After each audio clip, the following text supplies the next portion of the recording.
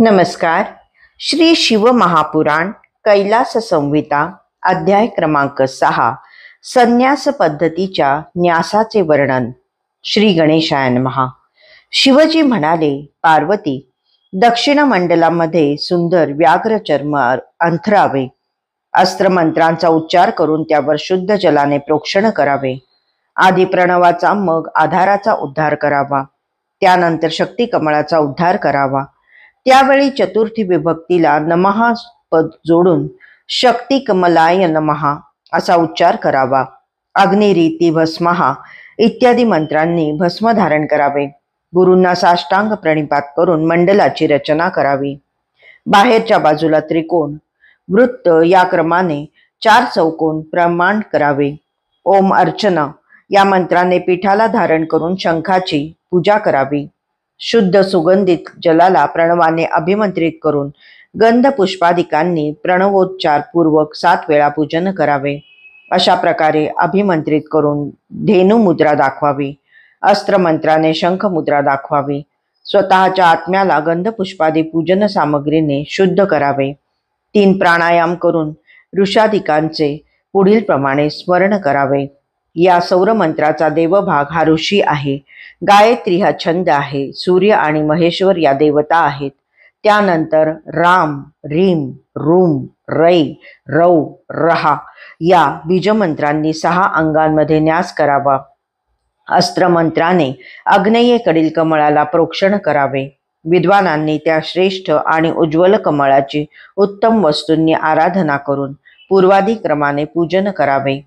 कालाग्नी, रुद्र, आधारशक्ती, अनंत, पृथ्वी, रत्नदीप, संकल्प, वृक्षोद्यान, ज्ञान, मणिमय गृह आणि चरणांमध्ये मन लावून रक्तपीठाचे पूजन करावे.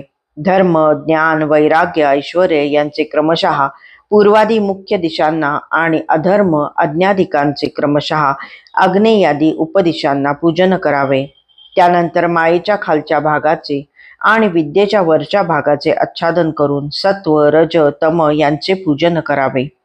पूर्वादी 8 दिशांना दीप्ता, सूक्ष्मा, जया, भद्रा, विभूती, विमला, अमोघा आणि विद्युता तसेच सर्वतोमुख संज्ञा, कंदनाल, सुशिर, मूलसहित किंजलक, सर्व आत्म्यांचा प्रकाश, पंचग्रंथी, कर्णिका, दले, केशर, ब्रह्मा, विष्णू, रुद्र, आत्मा, अंतरात्मा आणि ज्ञानस्वरूप परमात्मा अशा प्रकारे पूजन करावे.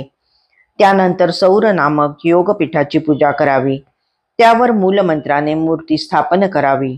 मग आसनामध्ये बसून मूलमंत्राने मूलाधारातील प्राण रोखून पिंगला नाडीच्या प्रभावाने आधार शक्तीला उठवावे. मंडलामध्ये स्थित असलेल्या भगवानांना आणि सिंदुरासमान अरुण वर्ण असलेल्या प्रकाशमान पार्वतीला पुष्पांजली अर्पण करावी. रुद्राक्षांची माळ घातलेल्या, पाश, खटवांग, कपाल, अंकुश, कमळ, शंख धारण केलेल्या, 4 मुखे असलेल्या आणि 12 नेत्रांनी शोभणाऱ्या शिवप्रभूंच्या हृदय कमळाच्या मध्यभागी प्रथम प्रणवाचा आणि नंतर राम, ह्रीम, सहा या बीजांचा उद्धार करावा. मग मी प्रकाश शक्तीसहित सूर्याला आवाहन करतो असे म्हणून नमहा पद लावून आवाहन करावे. मुद्रेने स्थापना करून पुन्हा मुद्रा दाखवावी. राम, ह्रीम, रूम या बीजमंत्रांनी अंगन्यास करावा. पंचोपचार पूजेचा संकल्प करून मूलमंत्राने 3 वेळा पूजन करावे.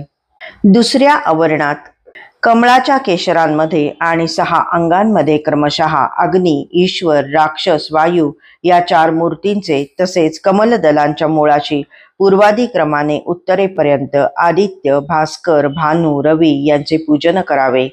तिसऱ्या आवरणात सूर्य, ब्रह्मा, रुद्र, विष्णू आणि ईशानादिकांचे तसेच पूर्वादी क्रमाने दलांच्या मध्यभागी सोम, मंगळ, बुध, बृहस्पती, शुक्र, शनी, राहू व केतू यांचे पूजन करावे. टीप आहे, उपरोक्त पूजेत दुसऱ्या आवरणात 12 आदित्यांचे आणि तिसऱ्या आवरणात 12 राशींचे पूजन केले तरी चालते.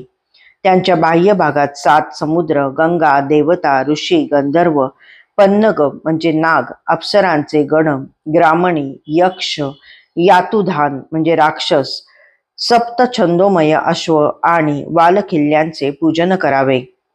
अशा प्रकारे 3 आवरण असलेल्या दिवाकराचे पूजन करून चौकोनी मंडल काढावे. ज्यामध्ये शेरभर पाणी राहील असे एक ताम्रपत्र स्थापन करावे. त्यामध्ये कुंकुमादिकांनी सुगंधित केलेले जल भरावे. त्या पात्रांची सुगंध पुष्पादिकांनी पूजा करावे. गुडघ्यांच्या आधाराने बसावे. अर्धपात्र दोन्ही भुवयांच्या मध्ये ध्यापर्यंत न्यावे. हे सूर्यनारायणा, तू सिंदूर वर्णाचा आहेस. सुंदर मंडलाने सुशोभित आहेस. तुझे नेत्र कमळासारखे आहेत. तू ब्रह्मा, विष्णू, इंद्र यांचे कारण आहेस. तुला नमस्कार असो. हे भगवन, कुंकुम, कुश, पुष्पे आणि सुगंधी द्रव्ये यांनी युक्त असे हे पवित्र अर्ध्य या सुवर्ण पात्रातून तुला अर्पण करतो. त्याचा स्वीकार करून तू माझ्यावर प्रसन्न हो. या अर्थाचा मंत्र म्हणून सूर्यमूर्ती भगवंताला अर्ध्य द्यावे. पार्वती आणि गणांसह विराजमान असलेल्या ब्रह्मा, विष्णू, रुद्र स्वरूप शिवप्रभूंना नमस्कार असो. या अर्थाचा मंत्र म्हणून नमस्कार करावा. आसनावर बसावे. ऋषादिकांचा उच्चार करून हात धुवावे. पूर्वोक्त विधीनुसार भस्म धारण करावे. अंगन्यास आणि करन्यास करावा. गुरुदेवांची पंचोपचाराने पूजा करावी. ओम श्री गुरुवे नमः असे म्हणून नमस्कार करावा. बिंदूसहित पंचमस्वराने उ या बीजमंत्राने मंत्रिशाचा उद्धार करावा. त्यानंतर क्रमाने बीजांचा उद्धार करून दोन्ही हातांमध्ये अनुक्रमे गुरु आणि गणपती तर दोन्ही मांड्यांमध्ये अनुक्रमे दुर्गा आणि क्षेत्रपाल यांचे ध्यान करून नमस्कार करावा. हात जोडावे. ओम अस्त्राय फट असा उच्चार करावा. षडंगन्यास करून हातांना 6 वेळा शुद्ध करावे. अपस्सर परंतु हा मंत्र म्हणावा. ओम अस्त्राय फट असा उच्चार करून पृथ्वीवर 3 वेळा आघात करावा. भूमीवरील विघ्ने दूर केल्यानंतर 3 वेळा टाळी वाजवून अंतरिक्षातील तसेच स्वर्गातील विघ्ने दूर करावे.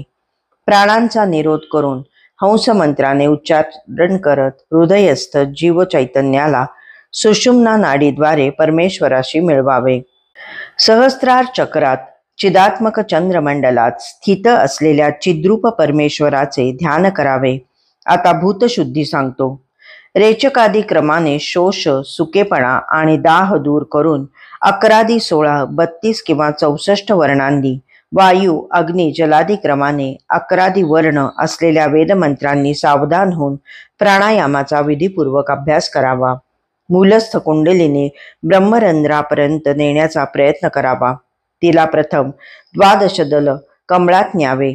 तेथून जेथे चिदात्मक चंद्रमंडलातून अमृताची धारा निघते त्या सहस्त्रदल कमळात न्यावे. त्यामध्ये न्हाऊन आपला देह शुद्ध झाला आहे आणि आपल्या हृदय कमळामध्ये सूक्ष्म पुरुष रूपाने तो परमात्मा परमेश्वर स्थित आहे, तो मीच आहे अशी कल्पना करावी. अशा प्रकारे आत्म्यानेच आत्म्याचे अमृतीकरण करून संस्कृती धारेने अर्थात आपला पुनर्जन्म झाला आहे अशी भावना करून जीवचैतन्याची हृदयात विधीपूर्वक प्राणप्रतिष्ठा करावे.